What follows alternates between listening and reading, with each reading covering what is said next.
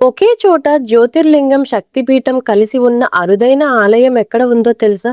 ఆలయం వెనుక గోడలలో ఇప్పటికీ తుమ్మెదల గుంజనం ఎందుకు వినిపిస్తుంది? నంది నిజంగానే భక్తులతో మాట్లాడా? గర్భగుడి కింద నిజంగా కైలాసానికి వెళ్లే రహస్య సొరంగం ఉందా? మరి పాతాళ గంగలో నీటి అడుగున ఇప్పటికీ మునిగిపోయిన దేవాలయాలు ఉన్నాయా?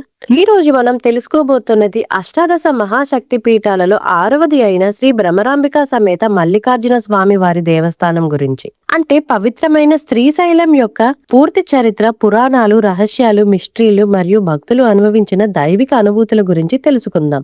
ఆంధ్రప్రదేశ్ లోని నల్లమల అరణ్యాల మధ్య కృష్ణానది లోయ పక్కన మేఘాలు కొండలను తాకే అద్భుత ప్రకృతి మధ్య వెలసింది ఈ దివ్య క్షేత్రం. ఇది కేవలం ఒక ఆలయం కాదు, వేల సంవత్సరాలుగా కోట్లాది భక్తుల విశ్వాసానికి నిలువెత్తు చిహ్నం. పురాణాల ప్రకారం సతీదేవి యొక్క మెడభాగం ఇక్కడ పడిందని నమ్ముతారు. అందుకే ఇది అష్టాదశ మహాశక్తి పీఠాలలో అత్యంత శక్తివంతమైన పీఠాలలో ఒకటిగా భావిస్తారు. ఇక్కడ అమ్మవారు భ్రమరాంబికాదేవిగా వెలసి భక్తులను కాపాడుతున్నారు. భ్రమరాంబ అనే పేరుకి కూడా ఒక అద్భుతమైన పురాణం ఉంది. అరుణాసురుడు అనే రాక్షసుడు బ్రహ్మదేవుని నుండి 2 కాళ్ళు లేదా 4 కాళ్ళు ఉన్న జీవులు నన్ను చంపలేవు అనే వరం పొందాడు. ఆ వరంతో అతడు దేవతలను, ఋషులను తీవ్రంగా వేధించడం ప్రారంభించాడు.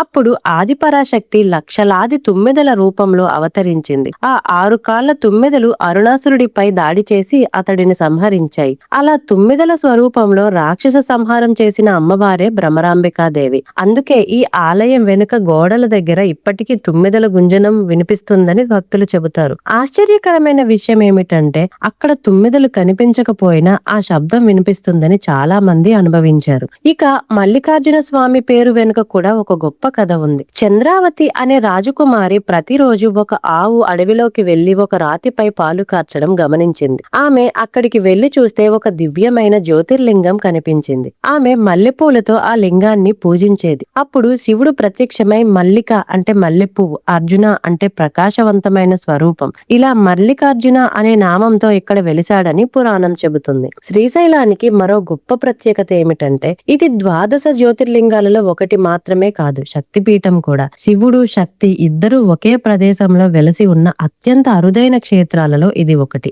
ఈ క్షేత్రానికి వేల సంవత్సరాల చరిత్ర ఉంది. శాతవాహనులు, ఇక్ష్వాకులు, పల్లవులు, చాళుక్యులు, కాకతీయులు, విజయనగర రాజులు ఈ ఆలయాన్ని అభివృద్ధి చేశారు. కాకతీయుల ప్రతాపరుద్రుడు ఇక్కడ తులాభారం చేశాడని చెబుతారు. శ్రీకృష్ణదేవరాయలు కూడా ఆలయ నిర్మాణానికి ఎన్నో సేవలు చేశారు. ఈ రోజు మనం చూస్తున్న గోపురాలు, మండపాలు, అద్భుత శిల్పాలు అన్ని రాజుల కళా వైభవానికి నిదర్శనం.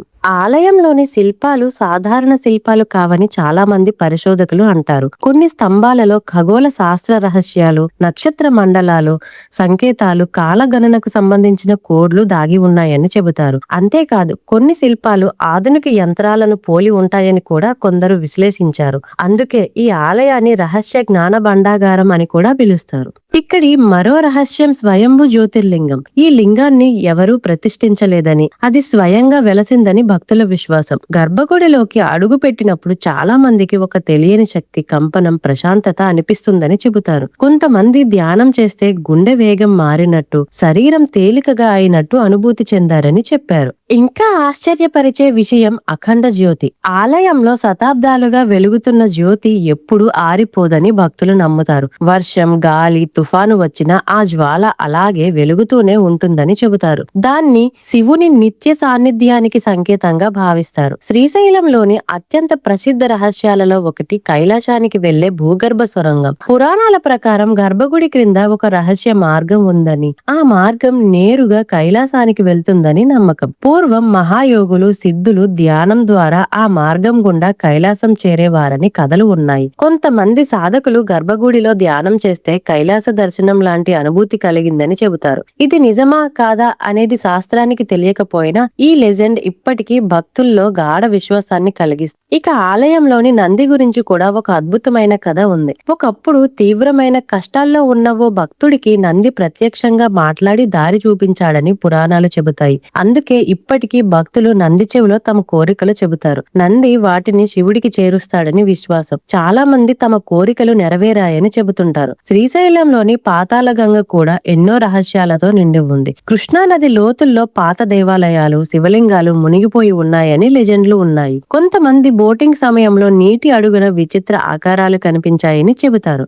ఇంకా ఆశ్చర్యకరమైన విషయం ఏమిటంటే కొన్ని సమయాల్లో నీటి ప్రవాహం ఒక్కసారిగా మారిపోవడం, దాన్ని భక్తులు శివపార్వతులు స్నానం చేసే సమయంగా భావిస్తారు. శ్రీశైలానికి వెళ్లిన చాలా మంది ఒక మాట చెబుతారు. అక్కడ అడుగు పెట్టగానే మనసుకు తెలియని ప్రశాంతత వస్తుంది. నల్లమల అడవుల మధ్య గాలి కూడా మంత్రోచ్చారణలా అనిపిస్తుందని యాత్రికులు చెబుతారు. భక్తులు నమ్మే ప్రకారం శ్రీశైల దర్శనం వల్ల పాపాలు తొలగిపోతాయి, దాంపత్య సమస్యలు తగ్గుతాయి, భయాలు తొలగిపోతాయి, సంతాన ప్రాప్తి కలుగుతుంది, ఆధ్యాత్మిక శక్తి పెరుగుతుంది మరియు ముక్తి లభిస్తుందని విశ్వాసం. శ్రీశైలం కేవలం ఒక ఆలయం కాదు, అది శివశక్తుల దైవిక కలయిక, భక్తి, రహస్యాలు, అద్భుతాలు కలిసిన మహాక్షేత్రం. అక్కడికి వెళ్లిన ప్రతి ఒక్కరికి మాటల్లో చెప్పలేని అనుభూతి కలిగించే పవిత్ర స్థలం. హరహర మహాదేవ, జయ భ్రమరాంబికా మాత.